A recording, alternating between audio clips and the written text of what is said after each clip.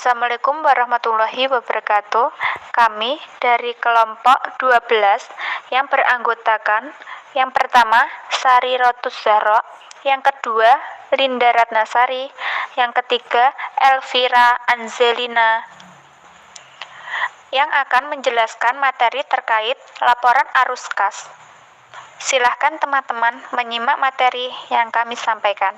Saya Linda Ratnasari, NIM 12406193034. Di sini kami akan menjelaskan tentang laporan arus kas.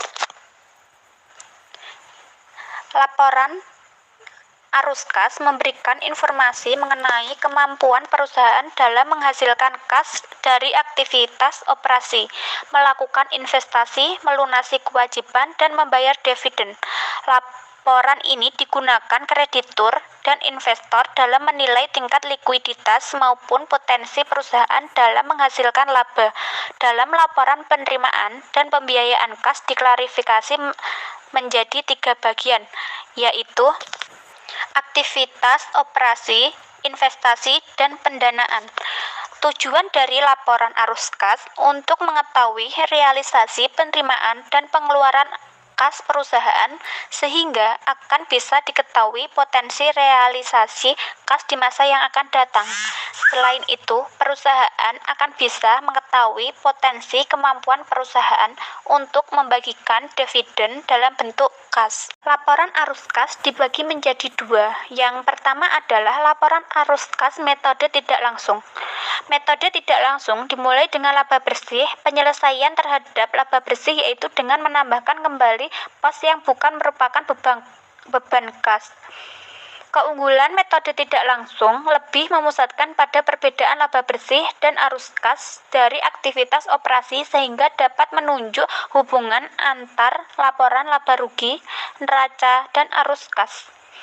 Perbedaan penyusunan laporan arus kas metode tidak langsung, penyusunannya dilakukan berdasarkan laporan laba rugi bersih harus disesuaikan dengan cara mengoreksi pengaruh dari transaksi bukan kas, penungguhan atau aktual dari penerimaan atau pembayaran kas untuk kegiatan operasi di masa lalu dan masa depan.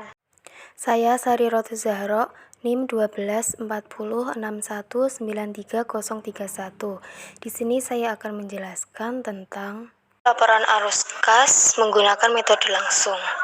Laporan arus kas metode langsung adalah suatu metode penyusunan arus kas yang merinci pemasukan dan pengeluaran seluruh aktivitas perusahaan.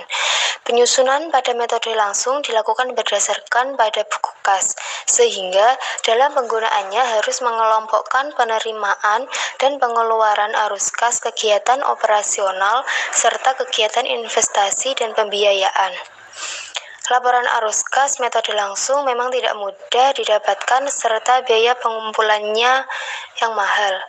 Namun, laporan ini lebih mudah dimengerti serta dapat memberikan informasi yang lebih banyak, sehingga pengambilan keputusan perusahaan juga menjadi lebih mudah. Dan di sini dapat dilihat contoh laporan arus kas menggunakan metode langsung, yang pada intinya arus kas bisa didapat dari laporan laba rugi pada akhir Desember 2014 yang dikolaborasikan dengan perubahan bersih. Saya Elvira Angelina Andika Nurinaina, NIM 12406193038 akan menyampaikan materi tentang pendekatan kertas kerja pada laporan arus kas.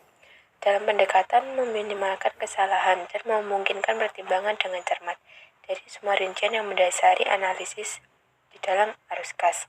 Dalam kertas kerja menawarkan efisiensi bagi pengguna, cara yang masuk akal untuk mengatur data dalam menyusun laporan arus kas.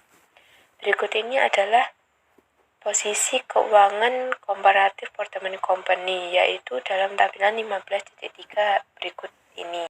Selanjutnya, menyusun laporan arus kas menggunakan pendekatan kertas kerja pada tampilan 15.8.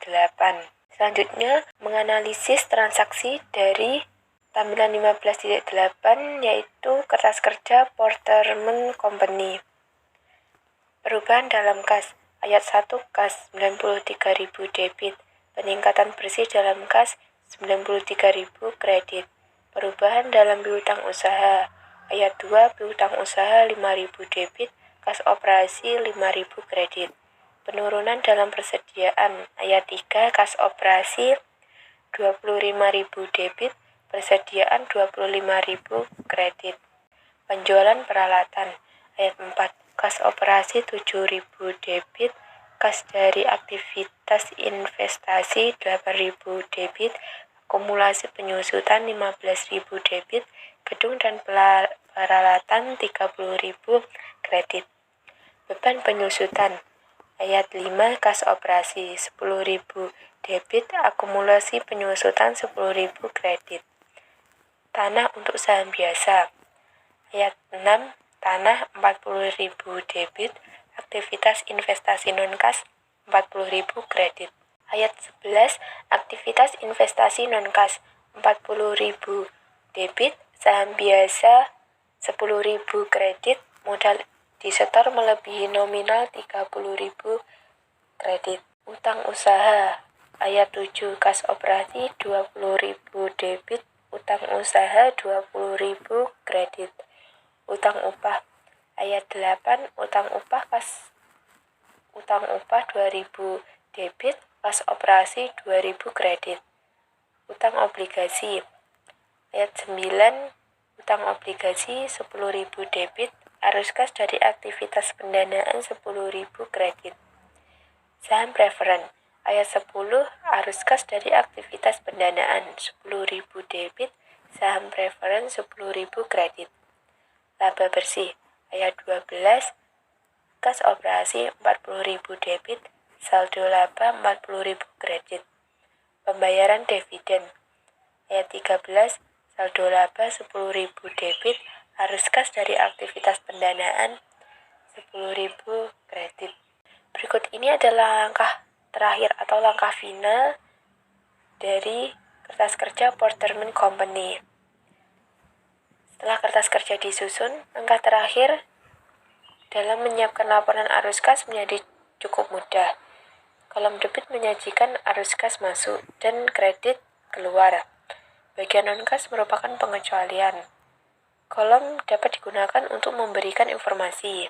Upaya tambahan yang diperlukan adalah menghitung subtotal dari setiap bagian. Nah, berikut ini adalah laporan arus kas Porterman ditunjukkan dalam tampilan 15.4 yang ada di samping ini. Sekian materi dari kelompok kami. Apabila ada kekurangan dan salah-salah kata dalam menjelaskan materi tersebut, saya mohon maaf. Wassalamualaikum warahmatullahi wabarakatuh.